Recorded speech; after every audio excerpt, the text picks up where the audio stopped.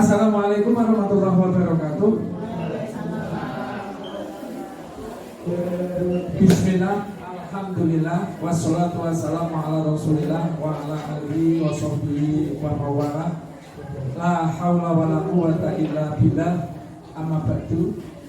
Yang saya hormati Bapak Kepala Sekolah SMP Negeri 1 Kangkung, beliau Bapak Budiana SAG MSI, kepada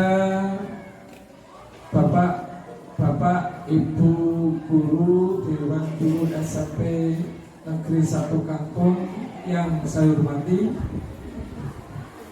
Sebelumnya, marilah kita senantiasa bersyukur kepada Allah SWT karena atas limpahan rahmat, taufik dan hidayahnya, pada pagi hari ini kita masih diberi kenikmatan, masih diberi kesempatan dapat bertemu di ruang ini dalam keadaan sehat walafiat, tidak kurang suatu apapun, di mana dalam kesempatan kali ini perkenankan saya selaku salah satu dari CGP SMP Negeri 1 Kangkung Angkatan 9 akan menyampaikan diseminasi penerapan budaya positif, yang mana ini sebagai melengkapi tugas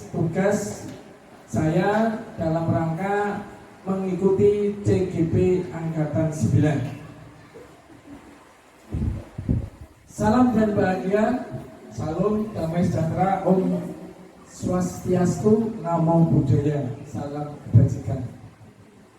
Bapak Ibu yang saya hormati, budaya positif merupakan nilai dan kebiasaan di sekolah yang berpihak pada murid agar murid tersebut berkembang menjadi pribadi yang kritis, mandiri, penuh hormat, bertanggung jawab sesuai dengan profil pelajar Pancasila. Jadi intinya budaya positif adalah merupakan kebiasaan ataupun merupakan pembiasaan yang positif demi perkembangan anak-anak didik atau murid-murid kita.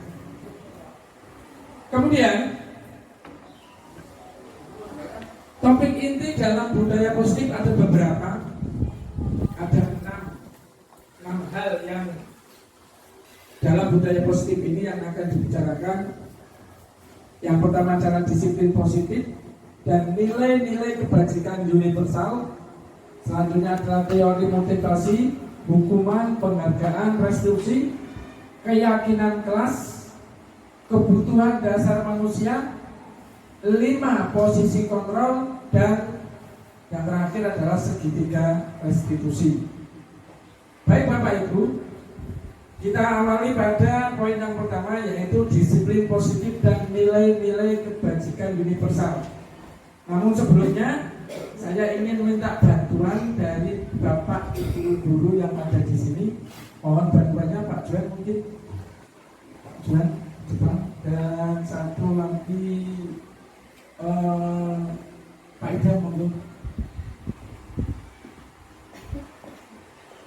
Saya akan menyiapkan satu kertas,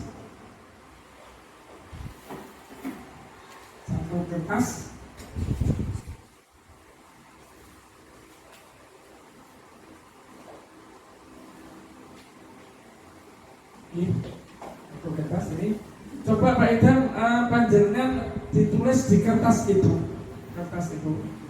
ditulis, monggo apa ditulis menurut panjenengan Pak Idam, bahwa itu adalah sesuatu yang sangat berharga bagi Pak Idam. Sangat berharga, itu sesuatu yang merupakan rahasia, merupakan kebanggaan. Pokoknya itu bagi Pak Idam itu adalah itu sangat berharga bagi diri Pak Idam.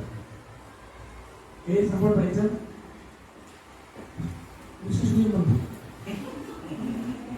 Oke, terus tapi Pak Idam coba digenggam dengan kepala tangan, digenggam, masukkan ke itu kertasnya. Ya, kertasnya Pak Idam digenggam. Anggap itu sangat berharga dari Pak Idam, bagi Pak Idam. Kemudian Pak Jurhatun saya lupa. Monggo jenengan bagaimana, karena jenengan itu sangat ingin tahu apa yang ada dalam genggaman Pak Idam. Jenengan pengen untuk tahu, monggo caranya panjenengan gimana untuk minta kertas yang ada di Pak Idam. Monggo, meh diancam boleh, meh diintimidasi boleh, meh dirayu, diitik-itik, monggo. Monggo Pak Idam, Pak Juan.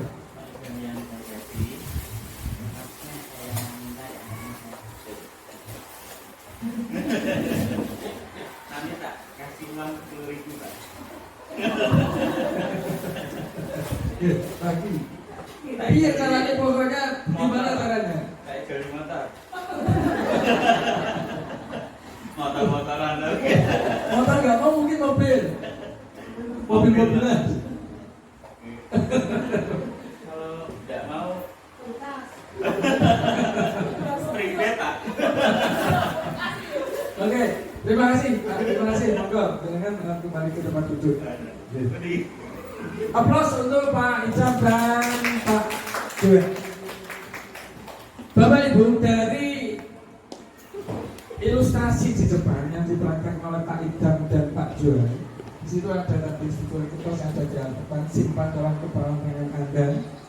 Terus kemudian coba bayangkan bahwa Anda menyimpan sesuatu, tadi Pak Idam menyimpan sesuatu, itu sangat berharga sekali bagi Pak Idam.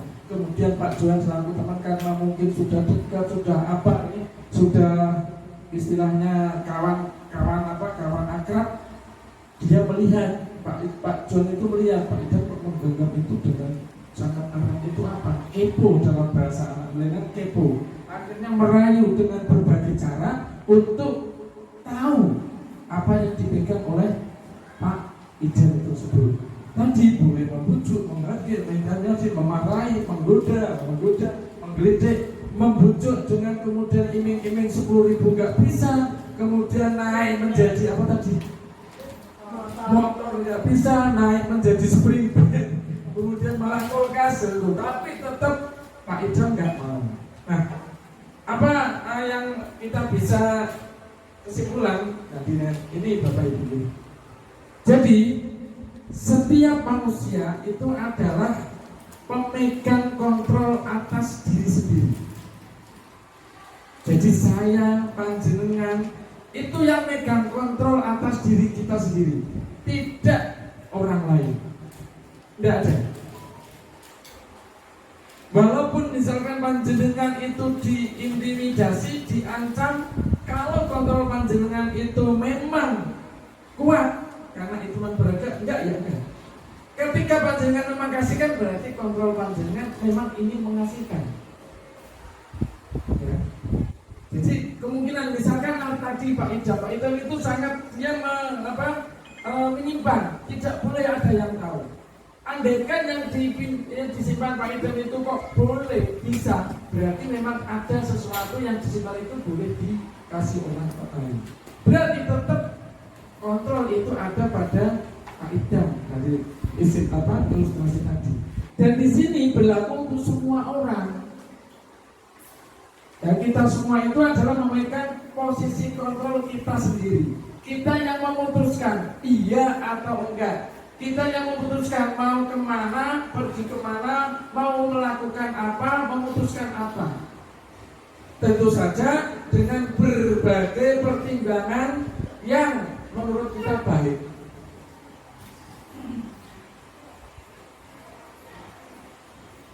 Bapak Ibu sekalian, banyak terjadi miskonsepsi antara teori kontrol atau teori pilihan. Di sini adalah ilusi kontrol. Miskonsepsinya seperti ini Bapak Ibu. Jadi ilusinya, guru mengontrol murid. Ilusinya seperti itu. Seakan-akan guru itu mengontrol murid. Padahal itu ilusi. Gak bisa guru mengontrol murid, itu gak bisa. Guru hanya menuntun murid bisa. Karena apa? Yang menentukan atau yang melakukan murid, yang belajar adalah murid. Kadang kita mau ngasih ke PR bagaimanapun caranya, anak nggak mau ya nggak kerjakan ya nggak kerjakan. Sampai panjenengan nanti mungkin ada yang salah. Kadang-kadang saya juga mengancam, masih mengancam, bukan ancaman ya, artinya membuat kamu kalau nanti tidak buat PR begini. Itu pun anak kadang-kadang tidak mengerjakan. Nah, itu adalah ilusi. Jadi guru mengontrol murid itu sebuah ilusi. Kemudian ada ilusi bahwa kritik membuat orang merasa bersalah itu dapat menguatkan karakter. Ini juga miskonsepsi. Merasa bersalah itu akan menguatkan karakter, itu miskonsepsi. Selanjutnya, bahwa semua penguatan positif efektif dan bermanfaat itu juga ilusi. Ilusi bahwa orang dewasa memiliki hak untuk memaksa. Wah, aku sedih, aku tua.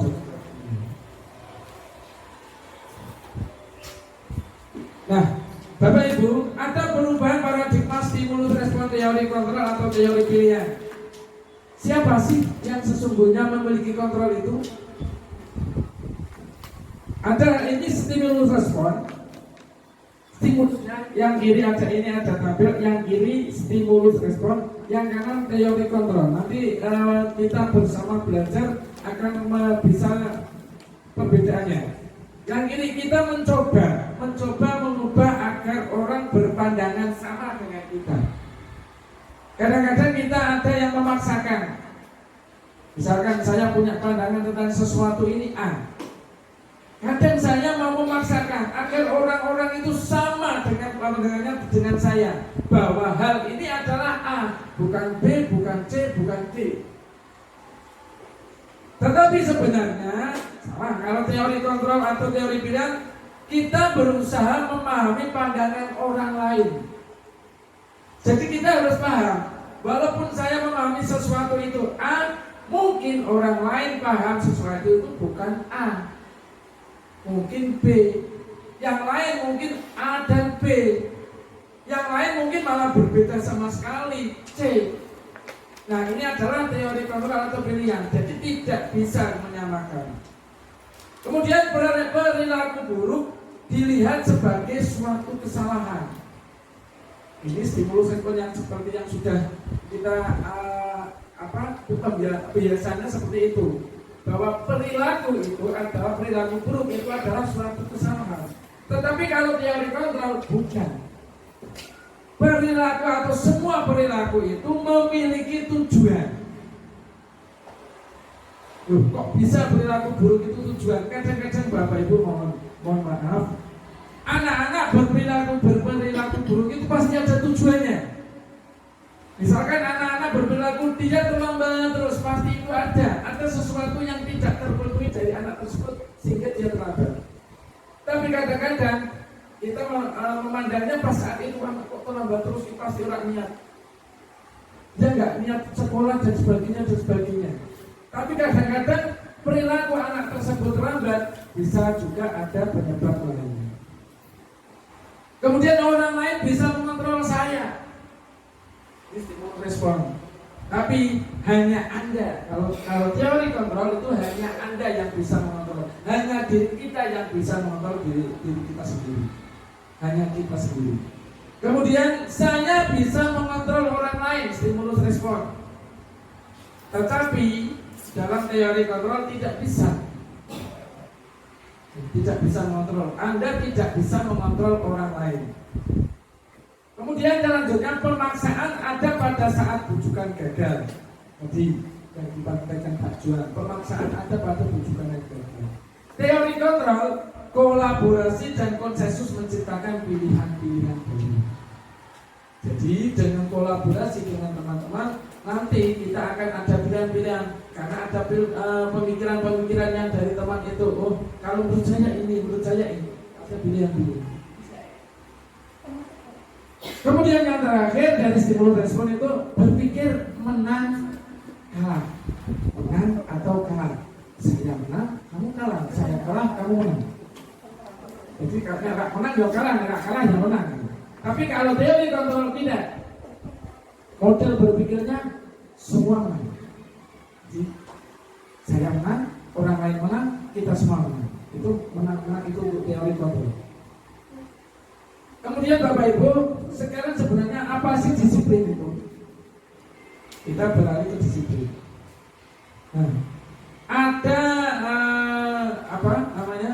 disiplin itu sekarang itu ada pergeseran arti atau pergeseran makna. Sebenarnya disiplin itu berasal dari kata disiplina. Yang artinya sendiri disiplina itu belajar.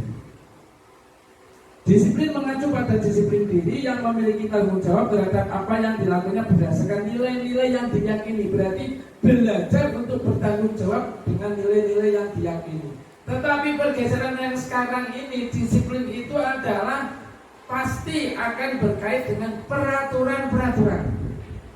Patuh terhadap peraturan. Jadi seperti itu. Menjadi sesuatu yang harus dilakukan. Harus dilakukan oleh orang yang itu di situ ada kaitannya dengan peraturan-peraturan. Disiplin itu seperti itu. Pergeseran maknanya seperti itu. Nah, adapun disiplin positif adalah salah satu penerapan disiplin yang bertujuan untuk menumbuhkan kesadaran serta memberdayakan murid tanpa imbalan. Jadi kita nanti Bapak Ibu kita belajar bareng-bareng untuk memberdayakan murid dalam disiplin itu disiplin positif. Artinya anak itu dalam melakukan disiplin bukan karena imbalan, bukan karena menghindari ancaman atau hukuman, tetapi karena memang anak itu melakukan hal sesuai itu karena kesadaran diri sendiri. Ya. Contoh misalkan ini contohkan aja mungkin ketika orang naik sepeda motor di jalan raya itu pakai helm. Nah, mungkin kalau ditanya kenapa kok kamu pakai helm? Enggak pakai helm aja nggak bisa. Naik motor kan nggak pakai helm aja bisa. Mungkin ada yang akan jawab, ya berguna pakai helm. Kalau pakai helm nggak ada polisi kena tilang. Ada yang mungkin akan menjawab seperti itu. Tetapi sebenarnya nilai yang paling mendasar kenapa itu kok memakai helm? Kenapa? Karena adalah nilainya keselamatan. Jadi ketika memakai helm itu bukan karena bukan karena menghindari tilangan polisi, tetapi karena ingin selamat biar tidak ketika ada sesuatu kecelakaan terhindar dari luka yang ini berarti keselamatan. Nah, kaitannya apa? Nilai-nilai kebajikan universal tadi adalah sifat-sifat positif manusia yang merupakan tujuan mulia. Nilai-nilai kebajikan tujuan mulia yang ingin dicapai oleh setiap individu yang bersifat universal. Jadi nilai ini sifatnya universal. Itu Bapak Ibu ya, nilai kebajikan ini. Universal ini artinya lintas batas. Tidak mengenal suku, tidak mengenal agama, tidak mengenal ras, tidak mengenal latar belakang orang tersebut, tapi yang namanya nilai kebajikan itu semua bisa melakukan hal itu.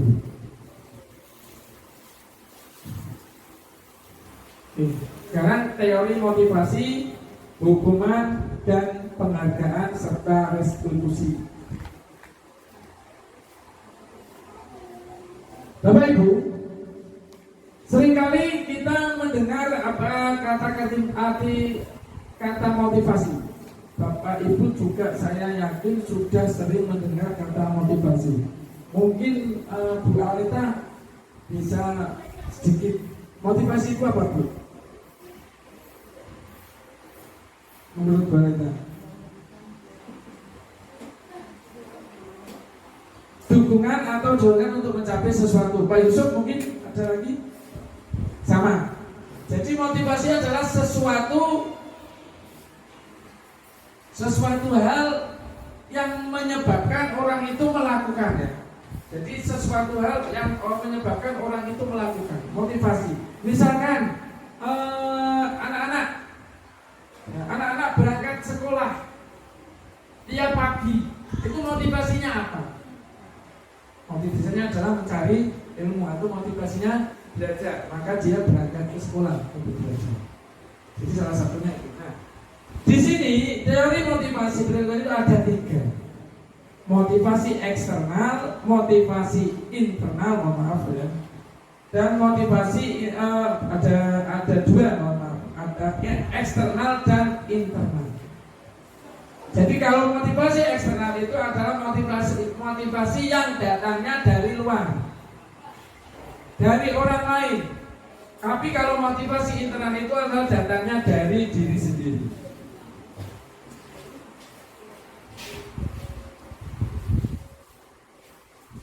Nah, kemudian ini Bapak Ibu ya. Kadang-kadang ini penghargaan itu kadang-kadang tidak selalu penghargaan itu adalah sesuatu hal yang bisa berujung kebaikan, belum tentu. Ini ada kata dihukum oleh penghargaan. Nah, dihukum oleh penghargaan itu bahwa penghargaan berlaku sama dengan hukuman, dalam arti meminta atau membujuk seseorang melakukan sesuatu untuk memenuhi suatu tujuan tertentu, dan orang yang meminta atau bujuk didorongannya eksternal, dan akan ada faktor tersebut adalah faktor ketergantungan. Dampak-dampaknya bisa membebani penghargaan tersebut. Pengaruhnya jangka pendek, jangka panjang. Penghargaan mengukur, penghargaan mengurangi ketepatan, penghargaan tidak efektif, penghargaan merusak hubungan. Baik.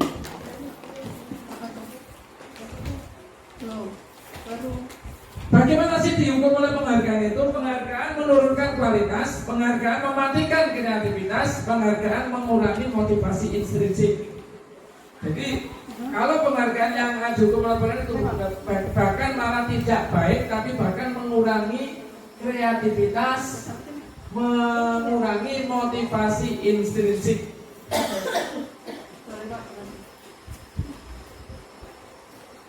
Ini Bapak Ibu, kan pandangan ini lihat ada tugas berbeda hukuman dan konsekuensi. Jadi ini hukuman atau konsekuensi. Ini ada suatu tindakan guru kepada murid. Yang pertama, mencatat 100 kali di dalam buku kalimat. Kalimatnya begini: saya tidak akan terlambat lagi ke sekolah.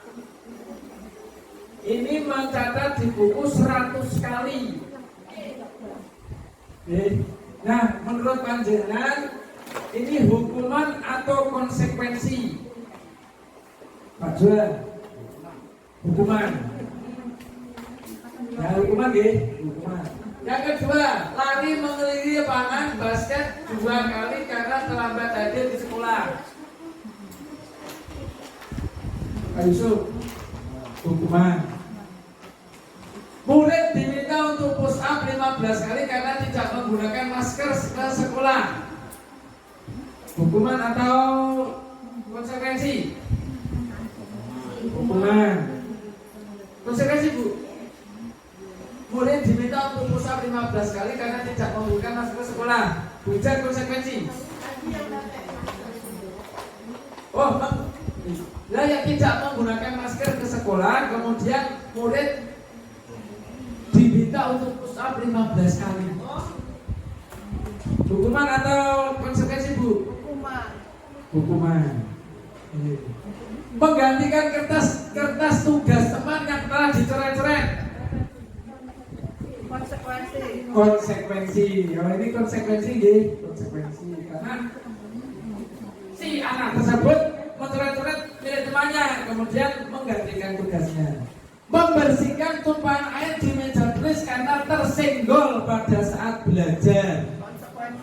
Konsekuensi. Murid disuruh untuk mengenakan sepatu harian seharian, mengenakan sepatu seharian sekolah karena tidak mengenakan sepatu hitam. Murid disuruh untuk melepaskan, bukan mengenakan, melepaskan sepatu seharian karena tidak memakai sepatu hitam. Konsekuensi atau hukuman? Dia itu tidak memakai sepatu hitam, terus kemudian diminta untuk melepaskan sepatu itu seharian, nggak pakai sepatu, berarti Pak? Biasanya saya itu. Hukuman atau konsekuensi Bu? Hukuman. Ini Pak Yusuf konsekuensi, Bu Ida sama konsekuensi. Ada pendapat lain? Hukuman. Nah ini panjenengan nanti bisa membedakan apa yang hukuman, apa yang konsekuensi. Kemudian yang selanjutnya, lari mengelilingi lapangan basket 2 kali karena terlambat 18 menit untuk pelajaran PJOK. Konsekuensi atau hukuman? Lari loh Pak. Konsekuensi. Konsekuensi. Kenapa? Bedanya apa? Sekarang perbedaan hukuman dengan konsekuensi itu apa? Bisa ada yang bisa? Konsekuensi mengganti, memperbaiki. Oke. Konsekuensi itu yang sudah disepakati, sedangkan hukuman itu tindakan yang langsung dilakukan oleh guru. Oke. Kontak. Ya, spontan. Baik, kita simpulkan awal. Mungkin Pak Juan ada. Hukuman membuat sakit hati, Pak. Hukuman membuat sakit hati. Konsekuensi kan sudah sepakat ya. Tidak sakit hati. Oke. Berarti inilah perbedaan. Berarti Bapak Ibu sebenarnya kita sudah mensepakati atau sudah paham ya, bahwa kalau hukuman itu tadi penghargaan, dihukum oleh penghargaan tadi yang misalkan tadi itu berarti kan kalau hukuman itu akan jangkanya pendek atau panjang Pak? Panjang Pak, akan panjang dia merasa tadi mengelilingi lapangan basket 2 kali karena terlambat hadir. Gak ada kaitannya kok terlambat hadir di sekolah dengan mengelilingi lapangan untuk seluruh hari, kan gak ada kaitannya itu. Lain kalau yang mengelilingi lapangan basket 2 kali karena terlambat 8 menit untuk PJOK, ada kaitannya pelajarannya PJOK. Tapi kalau yang itu kan enggak, dia akan sakit. Anak itu akan merasa itu aku kok lari paling berapa menit kan seperti itu. Nah ini jangka panjang, anak itu akan merasa sakit, merasa kecewa dan sebagainya. Baik, masih banyak sekali ya Bapak Ibu. Jadi ada kaitan dan tidak ada kaitan. Nih, nanti kita Bapak Ibu, perbedaan hukuman dan konsekuensi Bapak Ibu. Yang ini hukuman, yang kanan konsekuensi. Hukuman, nah tadi Bapak Pak Juan ini sesuatu yang menyakitkan Pak, sakit, bahkan mungkin sakit hati. Kalau sakit hati loh, sesuatu yang menyakitkan harus terjadi. Kalau konsekuensi sesuatu yang harus terjadi, tapi belum tentu menyakitkan, tidak menyakitkan. Hukuman membuat anak sakit fisik maupun hati. Nah ini jangkanya waktu yang lama.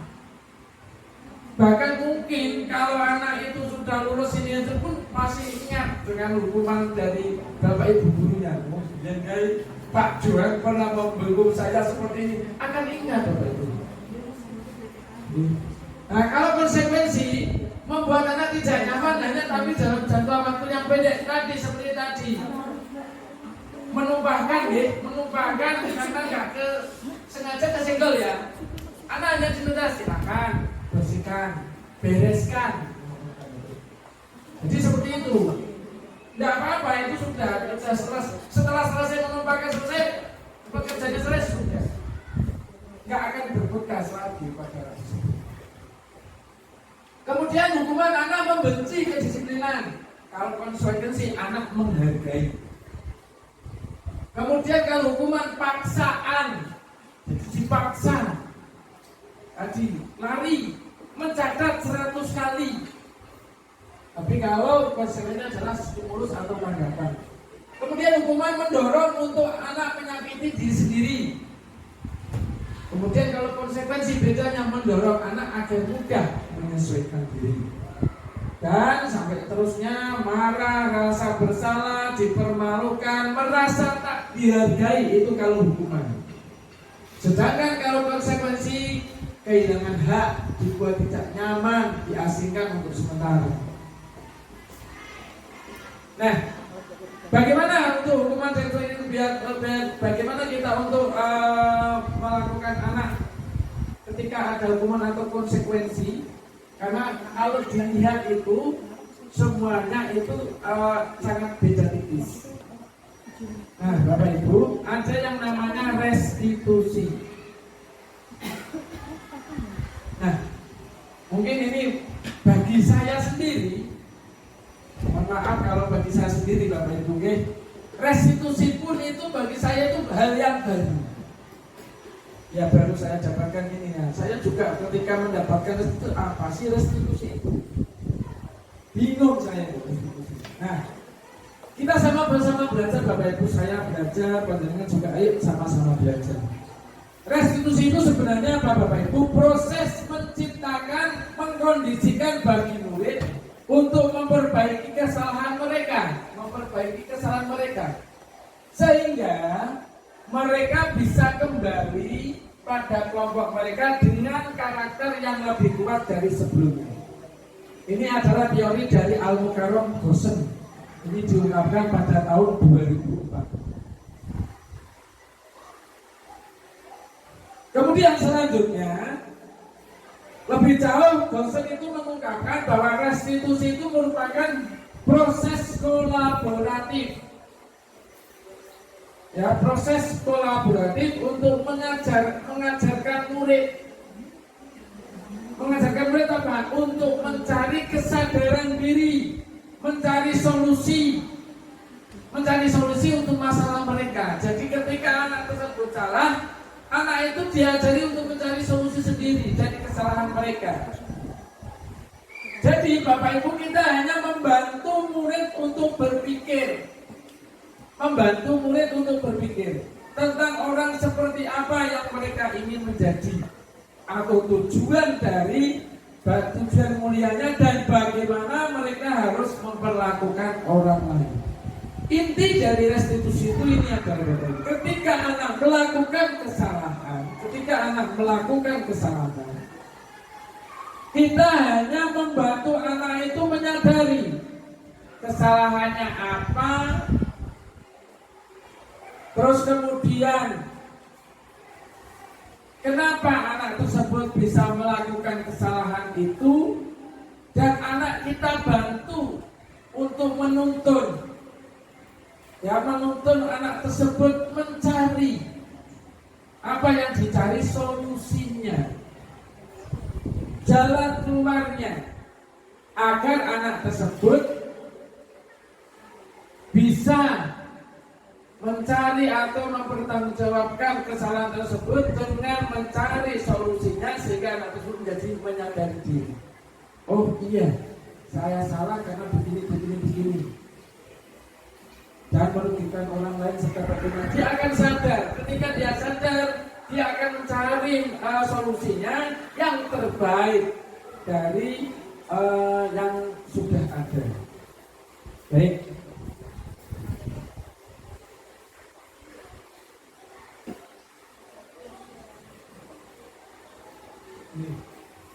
Jadi ada 9 ciri-ciri restitusi.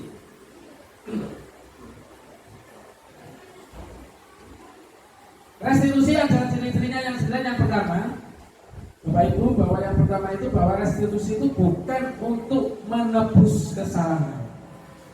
Jadi suatu kesalahan itu bukan untuk kemudian anak itu untuk menebusnya, tapi anak itu kita bantu untuk apa? Belajar dari kesalahan tersebut. Jadi untuk tidak harus kemudian langsung kita salahkan ke kamu harus seperti itu, enggak. Tapi anak itu belajar dari kesalahan itu, sehingga ketika sudah selesai, ketika sudah ada solusinya, anak tersebut sudah tahu, oh belajar dari kesalahan ini. Ciri-cirinya seperti itu. Kemudian ciri yang kedua, memperbaiki hubungan. Bapak Ibu, ketika anak itu terlibat kesalahan baik dengan orang lain, pasti biasanya Bapak Ibu mohon maaf, anak itu kalau ada kesalahan itu biasanya pasti dengan teman lain akan hubungannya tidak baik, menjadi benci, menjadi tidak senang, tidak mau ngomong, tidak mau bergaul dan sebagainya. Kalau nanti kita salah dalam menangani anak tersebut, kalau kita salah dalam membantu anak tersebut, maka anak tersebut akan hubungannya akan menjadi tidak baik dengan temannya. Untuk itu, dengan ciri restitusi itu tadi kita memperbaiki hubungannya, sehingga setelah itu selesai sudah dicari solusinya, maka hubungan anak-anak tersebut masih terjaga dengan baik. Mereka masih akan bercanda, saling bercengkrama. Ya. Kemudian yang ketiga, ciri yang ketiga, tawaran.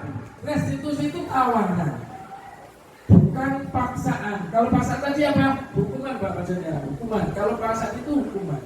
Tapi kalau restitusi ini tawaran. Jadi menawarkan, kita membantu anak tersebut mencari dengan tawaran. Contoh. Misalkan ada anak tidak mengerjakan PR. Jangan kemudian anak itu harus menulis PR itu sebanyak berapa kali, enggak akan seperti itu. Anak itu tidak untuk besok-besoknya malah tidak akan secara sadar membuat PR, malah dia akan semakin tidak membuat PR. Nah, bagaimana caranya? Ya tawari aja. Kalau menurut saya ya tawarkan aja. Bagaimana kamu akan menyelesaikan PR kamu? Kapan? Selesainya berapa hari, berapa minggu? Tidak apa-apa. Ini tawaran, jadi bukan paksaan. Ini ciri-ciri restitusi salah satunya seperti itu. Kemudian yang keempat, restitusi itu menuntun. Menuntun untuk apa? Melihat ke dalam diri anak tersebut. Ketika anak tersebut melakukan kesalahan, melakukan hal yang tidak baik, ingat Bapak Ibu, sesuatu yang harus kita ingat bahwa ketika ada perilaku anak yang salah, itu sebenarnya anak itu ada kebutuhan yang tidak terpenuhi dari anak tersebut. Ada kebutuhan yang tidak terpenuhi dari anak tersebut. Ketika perilaku anak itu tidak sesuai dengan harapan kita, maka kita harus bagaimana caranya anak itu untuk menuntut ke dalam diri apa sih sebenarnya kebutuhan anak tersebut. Yang kelima, ini kaitannya dengan tadi yang saya sampaikan, restitusi mencari kebutuhan dasar yang mendasari tindakan. Jadi anak itu tadi seperti kebutuhan mendasar anak tersebut. Jadi perilaku anak menyimpang itu tidak melakukan yang tidak kita ingin, pasti anak tersebut kebutuhannya tidak tercukupi, tidak terpenuhi sehingga anak tersebut berperilaku. Nah, kita harus tahu kebutuhan dasar apa yang dari anak yang tidak terpenuhi, sehingga kita bisa memberikan tawaran yang bukan paksaan tadi dengan cermat, dengan baik. Yang keenam, restitusi diri adalah cara yang paling baik. Yang ketujuh, fokus pada karakter bukan pada tindakan. Kemudian fokus pada solusi. Dan ini yang penting Bapak Ibu. Yang kesembilan, ciri yang kesembilan, bahwa restitusi itu mengembalikan murid yang berbuat salah itu pada kelompoknya. Artinya itu mengembalikan lagi ketika anak tersebut itu membuat salah, biasanya dia akan lepas dari kelompok itu. Kita tarik, kemudian kita berikan dari tadi ciri-ciri tadi, kemudian intinya yang ke-9 ini anak kemudian kembali ke kelompoknya dengan kesadaran diri yang lebih baik dari sebelumnya.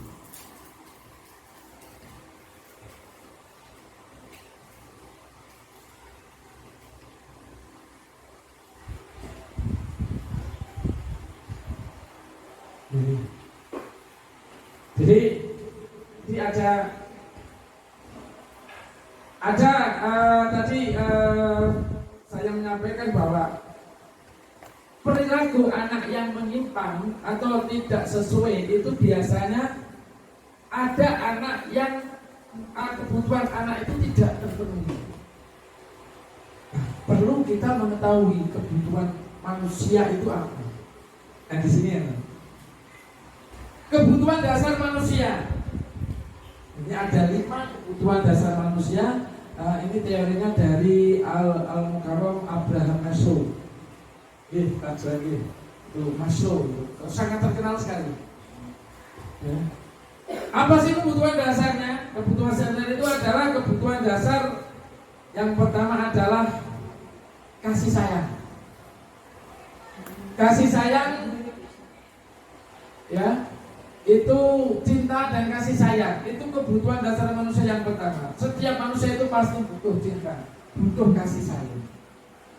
Nah, ketika anak itu ada kebutuhan ini tidak terpenuhi, biasanya anak itu akan berperilaku yang ingin dia itu diminta dikasih. Contoh misalkan anak ketika pelajaran panjenengan di kelas cuek, orang gak teke, bukan kemudian gak seneng dengan pelajaran panjenengan, mungkin bukan seperti itu, tapi mungkin pengen diperhatikan. Anak itu pengen diperhatikan. Jadi itulah kebutuhan ketika anak tersebut melakukan itu. Perilaku kita ngajar dengan sudah suaranya keras, anak cuek malah itu. Mungkin anak tersebut itu adalah tuh kasih sayang kita, butuh perhatian kita. Nah ini adalah yang pertama, kebutuhan dasar yang pertama. Kebutuhan dasar yang kedua, kebebasan. Semua manusia itu butuh yang namanya bebas. Bebas ini ya tidak ingin melakukan apa-apa, bebas melakukan apa-apa, seperti itu. Jadi kadang-kadang anak ketika dikasih tugas itu dia cenderung tidak mengerjakan. Karena apa? Dia ingin kebutuhan kebebasan. Dia mungkin di rumah tidak melalui bebas, di sekolah tidak. Ini nanti kita harus tahu, oh anak ini butuh kebebasan. Apa yang harusnya kita lakukan untuk memenuhi kebutuhan kebebasan tersebut. Kemudian yang ketiga adalah kesenangan. Senang. Jadi semua anak, apalagi usia anak SMP ini ya, Bapak Ibu. Usia anak SMP, usia lagi seneng-senengin. Dia itu pokoknya mikirnya seneng aja. Ya. Karena dia perubahan dari masa kanak-kanak menuju ke masa remaja. Dia mencari identitas diri, dia mencari jati diri, dia melakukan kesenangan. Yang penting dia melakukan seneng sih. Urusan yang kemarin besok bagaimana itu kadang-kadang mereka nggak berpikir seperti itu.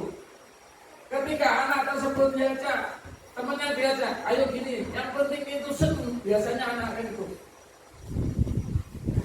anak kesenangan, nah, maka kita juga harus memberikan kebutuhan itu kepada anak. Bagaimana memberikannya? Nah, kita dalam pembelajaran buatlah anak itu merasa senang, buatlah anak itu merasa gembira ketika kita itu datang ke kelas, masuk ke kelas itu, buat anak itu menjadi gembira, menjadi senang. Karena itu kebutuhan dasar anak atau kebutuhan dasar manusia. Yang keempat adalah penguasaan. Kebutuhan penguasaan. Jadi pengen dia itu mempunyai sesuatu hal yang bisa dikuasai, yang bisa dia dapat melakukan sesuatu. Nah, kalau murid-murid kita mungkin dengan semua Bapak Ibu ya sudah tahu, oh anak ini pengennya berkuasa, pengennya mempunyai penguasaan. Ini mungkin kita punya anak yang tipe seperti itu.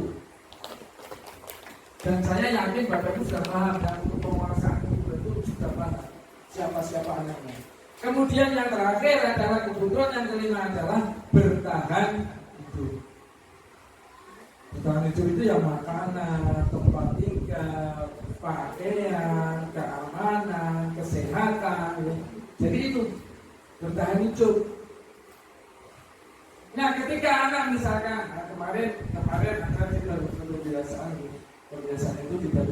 kepala sekolah itu memanggil salah satu anak untuk masuk ke ruangan kepala sekolah kalau saat kali ini.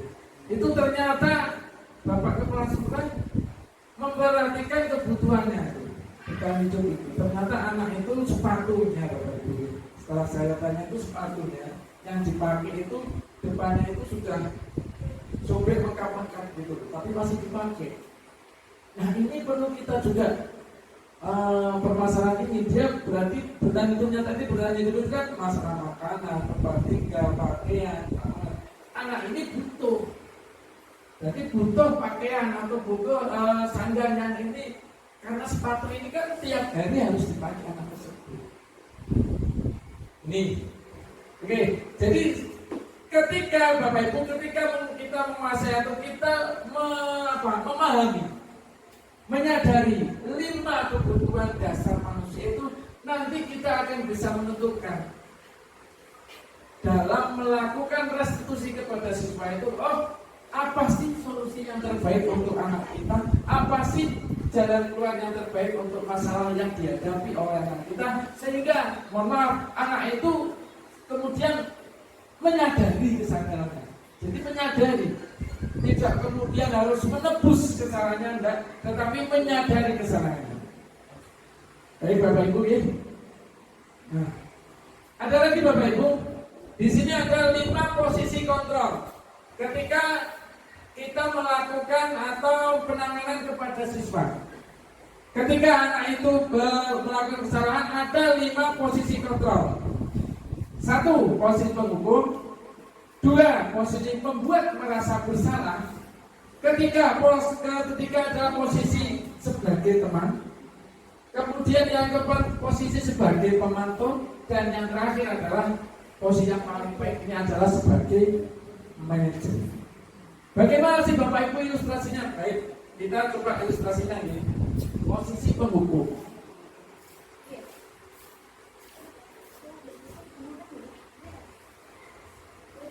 Ini sebenarnya ada ini ya.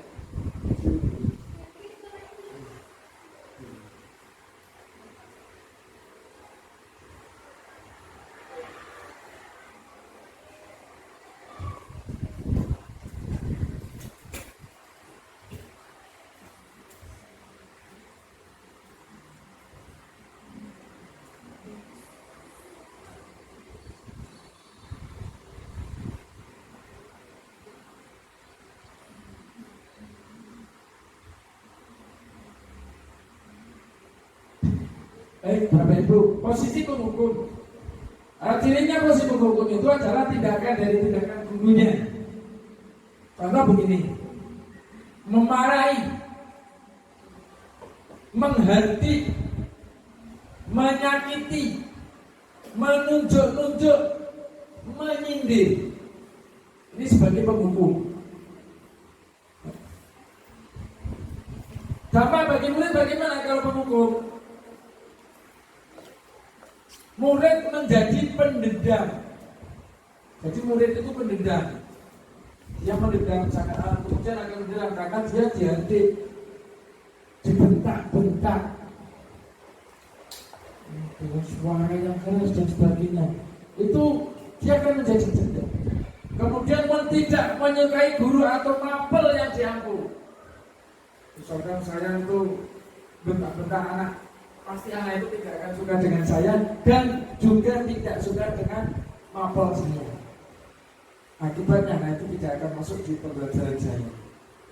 Kemudian apa? Jaga bagi murid, anak itu bukan kemudian malah sadar kesalahannya, tapi dia akan mengulangi kesalahan tersebut. Ya, dan motivasinya itu ekstrinsik karena dia didorong motifnya dari luar. Dia merasa dekat dari rasa itu. Ini adalah sebagai penghukum.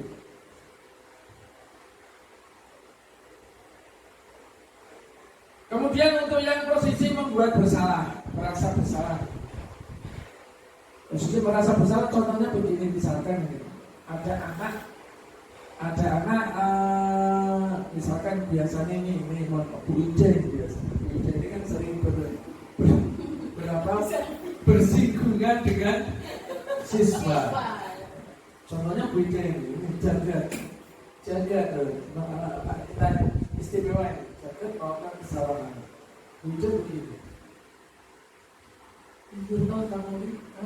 Kamu itu bagaimana? Kamu sudah tahu peraturannya begini. Peraturannya tidak boleh ataupun tidak tata tertibnya sudah tahu. Tapi kenapa kamu itu kok tetap melakukan kesalahan itu? Jadi Wida itu membuat si Jagat merasa bersalah. Karena dari apa yang dilakukan itu ditunjukkan kepada peraturan-peraturannya. Peraturannya memang tidak boleh ini, tidak boleh ini, tidak boleh. Ini contoh saja, contoh awal. Jadi seperti itu. Tetapi memang kadang-kadang Bapak Ibu, sebagai guru kadang kita memang untuk posisi kontrol itu memang agak saya sendiri masih sampai saya kadang-kadang juga masih berposisi sebagai posisi pembuat merasa bersalah. Nah, untuk membuat merasa bersalah itu apa? Tindakan guru. Nah ini, kalau yang penghukum itu kan tadi membentak-bentak, menghargai. Tapi kalau yang untuk tindakan untuk yang ini, untuk yang pembuat merasa suaranya itu cenderung lembut, tidak memarahi, lembut, tenang. Namun apa? Kata-katanya itu loh. Kata-katanya yang menyalahkan murid ini. Kata-katanya menyalahkan murid. Kamu itu sudah tahu kalau ini jam 7 harus, tetapi kok seperti ini. Nah ini yang membuat merasa bersalah. Dampaknya bagaimana bagi murid? Murid menjadi rasa rendah diri. Apalagi misalkan ketika itu di kejadian itu berada di depan teman-teman, kemudian murid merasa kurang percaya diri, cemas dan khawatir salah. Itu posisi yang kedua, Bapak Ibu. Posisi yang ketiga adalah posisi sebagai teman. Ini suaranya lebih lembut lagi dan malah kadang-kadang sedikit merajuk kalau posisi teman. Ayolah, tolong dibantu, jangan melakukan kesalahan itu lagi. Nanti Buja dimarahi oleh Bapak Kepala Sekolah. Nanti Buja capek kalau harus itu. Jadi seperti itu. Ayolah dibantu Buja biar Buja tidak banyak pekerjaan.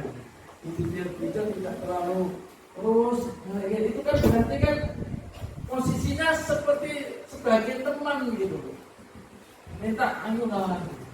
Ya, dia seakan merajuk kepada siswa tersebut atau murid tersebut. Nah, jawabannya bagaimana Bapak Ibu tadi? Bapaknya. Kalau tindakan itu suara guru ramah, tindakan tadi ramah, kadang-kadang malah merajuk. Kemudian bersedia guru, kemudian memberikan pemakluman. Ya, saya maklum kamu salah. Tolong, seperti itu lagi. Nah, jawabannya bagaimana sih ketika kita berlaku posisi sebagai teman? Anak itu menjadi ketergantungan. Jadi ketergantungan kepada guru tersebut. Dia akan dia senang dengan guru tersebut, tapi dia akan ketergantungan dengan guru satu itu. Kalau kita sebagai teman, dia merasa, oh ini teman saya, guru ini teman saya. Nanti dampaknya anak tersebut tidak akan menghargai guru yang lain.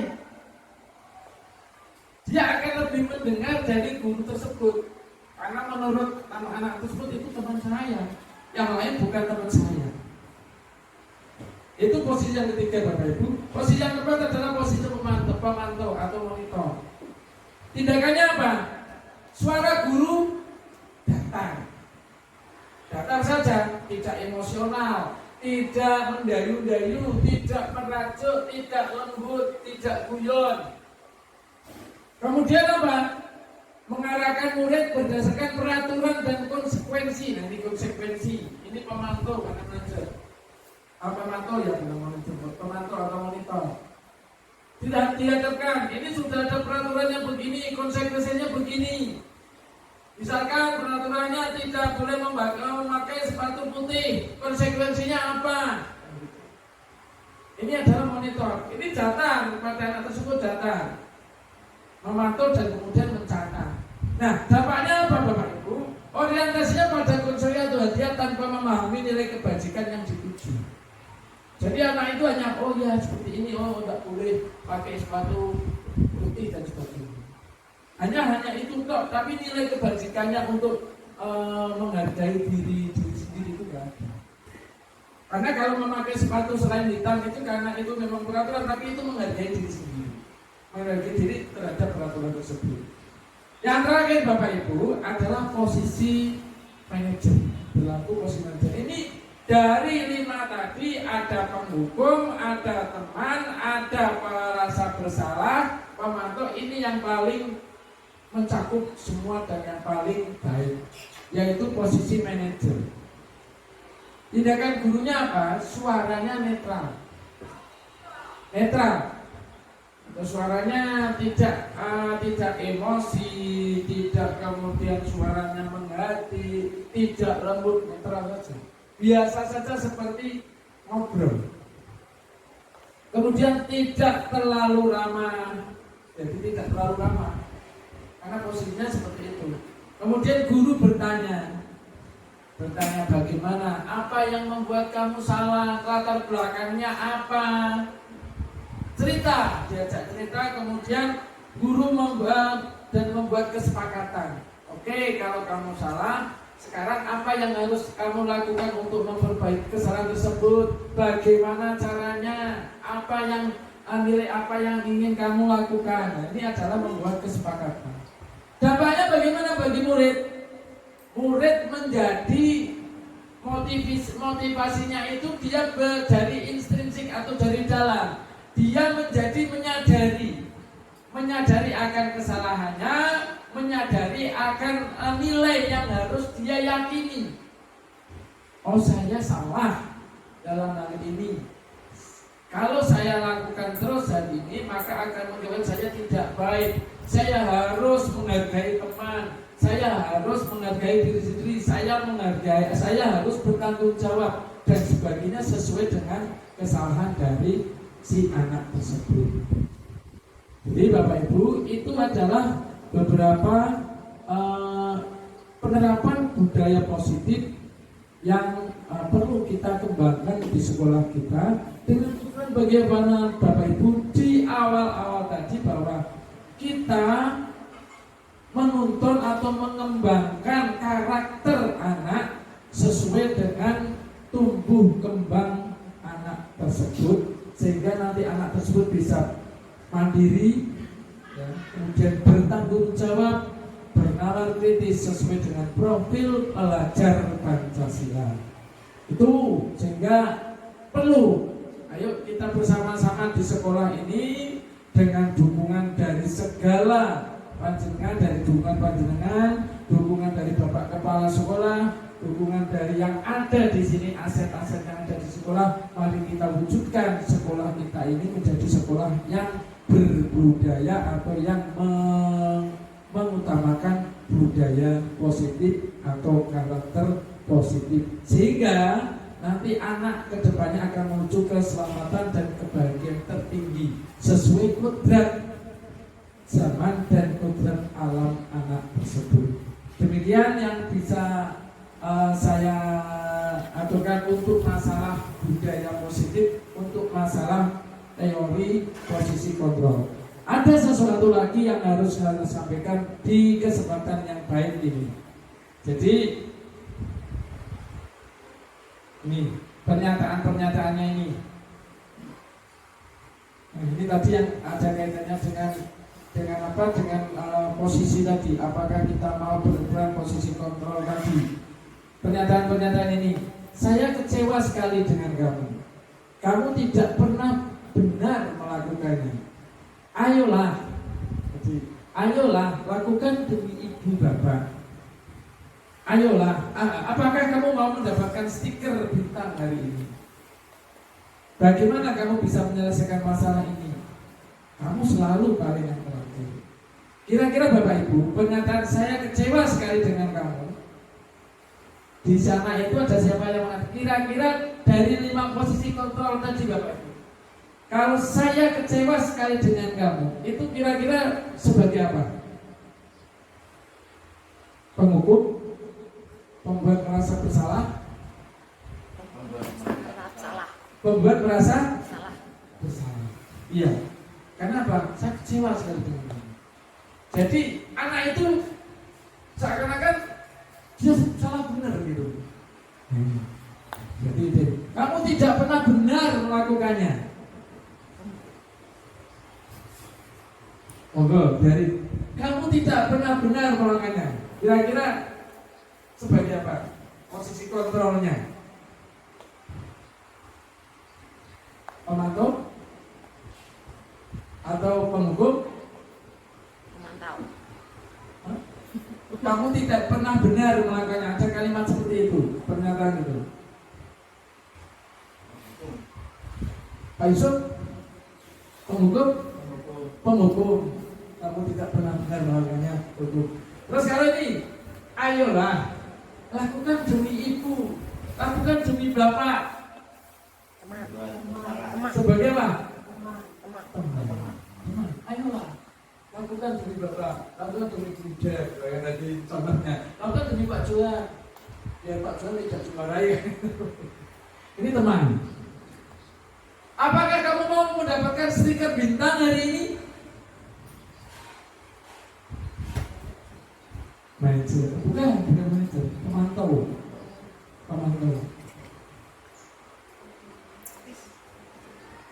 Pemantau ya. Terus bagaimana kamu bisa menyelesaikan masalah ini? Manajer. Karena anak itu pernah ditawari, kamu mau menyelesaikan bagaimana? Ini manajer. Kemudian kamu selalu yang paling terakhir. Pembuat merasa bersalah. Oke. Nah, ya. Yang selanjutnya berapa? Nah. Ini segitiga restitusi. Nah, kalau ayat segitiga cara untuk melakukan atau menangani kesalahan-kesalahan yang dilakukan oleh anak.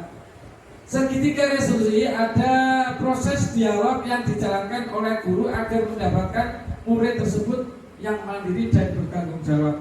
Ada 3 tahapan. Ya. Ada 3 tahapan untuk segitiga restitusi. Ini ada gambarnya seperti ini. Tahapan yang utama adalah menstabilkan identitas. Tahapan yang utama itu menstabilkan identitas. Contoh, setiap orang pasti pernah melakukan kesalahan. Kamu bukan satu-satunya yang pernah melakukan kesalahan itu. Terus validasi kebutuhan. Apa validasi kebutuhan? Kamu tentu punya alasan. Jadi ditanya alasannya kenapa anak tersebut melakukan kesalahan. Kamu tentu punya alasan mengapa melakukan itu. Terus validasi yang lain, contoh kalimatnya, adakah cara yang lebih efektif untuk mendapatkan apa yang kamu butuhkan? Tahap yang kedua. Tahap yang ketiga, memperbaiki atau menyatakan keyakinan. Nilai-nilai apa yang telah kamu langgar? Nilai-nilai yang disepakati, yang telah dilanggar itu apa saja? Dan kamu ingin menjadi orang seperti apa? Itu contoh kalimat-kalimat untuk yang menyatakan keyakinan.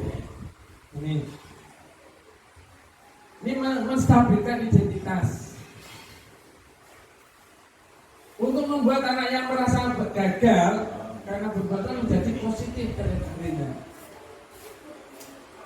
Guru berkata begini, berbuat salah itu hal manusiawi. Ini biasanya kita harus untuk melakukan seperti ini. Tidak ada manusia yang sempurna. Bapak Ibu juga pernah salah. Tapi kita pasti bisa menyelesaikan permasalahan ini. Bapak Ibu tidak tertarik, tidak mau mencari siapa yang benar, siapa yang salah. Bapak Ibu lebih tertarik untuk bagaimana menyelesaikan masalah ini. Terus aja lagi, kalau kamu menyalahkan kamu sendiri terus menerus, apakah itu baik pada dirimu sendiri? Ini tahapan menstabilkan identitas. Kemudian validasi tindakan yang salah. Ini tujuannya apa Bapak Ibu? Untuk validasi tindakan yang salah adalah membantu murid mengenali kebutuhan dasarnya yang tadi 5 tadi. Membantu ketika melakukan kesalahan itu. Pada dasarnya apa? Setiap tindakan manusia adalah tujuannya adalah memenuhi kebutuhan dasar tersebut. Apakah itu penguasaan, kuasa, power, freedom, kebebasan, love and belonging, cinta dan kasih sayang, terus kemudian fun itu kesenangan, ataukah survival, bertahan hidup. Itu 5. Jadi dalam tahapan validasi kebutuhan ini adalah tujuannya itu. Biasanya kalimat-kalimatnya yang dipraktekkan begini Bapak Ibu. Kamu bisa saja kan melakukan hal yang lebih buruk, tapi kamu tidak melakukannya. Terus kamu pasti punya alasan kenapa kamu melakukan kesalahan tersebut. Lagi contohnya, apa sih yang penting bagi kamu yang kamu lakukan itu? Kamu boleh tetap berusaha menjaga sikap seperti itu, sikap cuek, sikap tidak mencerahkan, boleh. Tapi tambahkan sikap lain yang baru, yang positif. Maukah kamu belajar cara lain untuk mendapatkan yang kamu butuh tanpa harus memukul? Misalkan anak Yesus memukul. Kemudian apakah kamu bisa melakukan dengan lebih baik besok lagi? Ini adalah validasi tindakan yang salah.